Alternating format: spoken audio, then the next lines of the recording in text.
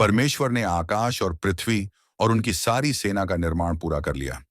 7वें दिन उसने अपने सभी किए हुए काम से विश्राम किया और उस दिन को आशीष दी और पवित्र ठहराया। जब पृथ्वी और आकाश बनाए गए, उस समय जमीन पर कोई पौधा या पेड़ नहीं उगा था, क्योंकि धरती पर बारिश नहीं हुई थी और खेती करने के लिए कोई इंसान भी नहीं था। लेकिन कोहरा धरती से उठता रहता था और सारी भूमि को सींचता था। फिर परमेश्वर ने आदम को मिट्टी से बनाया और उसके नथनों में जीवन की आत्मा फूंक दी। ऐसे आदम जीवित प्राणी बन गया। परमेश्वर ने पूर्व दिशा में अदन देश में एक सुंदर बगीचा बनाया और आदम को वहां रहने के लिए रखा। उसने वहां सभी प्रकार के वृक्ष उगाए, सुंदर, फलदार और खाने में अच्छे।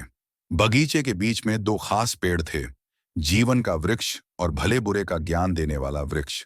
बगीचे को सींचने के लिए एक महान नदी बहती थी, जो 4 भागों में विभाजित हो गई। पहली नदी पीशोन हवीला नाम के देश को घेरती है, जहां सोना, मोती और सुलेमानी पत्थर पाए जाते हैं। दूसरी नदी गीहोन कूश के देश के चारों ओर बहती है। तीसरी नदी हिद्देकेल अश्शूर के पूर्व की ओर बहती है। चौथी नदी फरात। फिर परमेश्वर ने आदम को यह जिम्मेदारी दी कि वह बगीचे की देखभाल करे और उसका काम करे। उसने आदम को सभी पेड़ों के फल खाने की अनुमति दी, सिवाय भले बुरे के ज्ञान के पेड़ के फल के। परमेश्वर ने कहा, अगर तुम उसका फल खाओगे तो अवश्य मरोगे।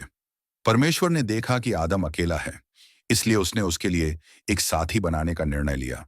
उसने पृथ्वी से सभी जीवित प्राणियों का निर्माण किया और उन्हें आदम के पास लाकर नाम रखने को कहा। आदम ने सभी पशुओं और पक्षियों के नाम रख दिए, लेकिन उसके लिए कोई ऐसा साथी नहीं मिला जो उससे मेल खाता हो। तब परमेश्वर ने आदम को गहरी नींद में डाल दिया। जब आदम सो रहा था, तो परमेश्वर ने उसकी पसली निकाली और उससे स्त्री बनाई। जब आदम जागा तो उसने कहा, यह अब मेरी हड्डियों से है और मेरे मांस से है, इसलिए इसका नाम नारी होगा। इस तरह पुरुष और उसकी पत्नी मिलकर एक तन बने।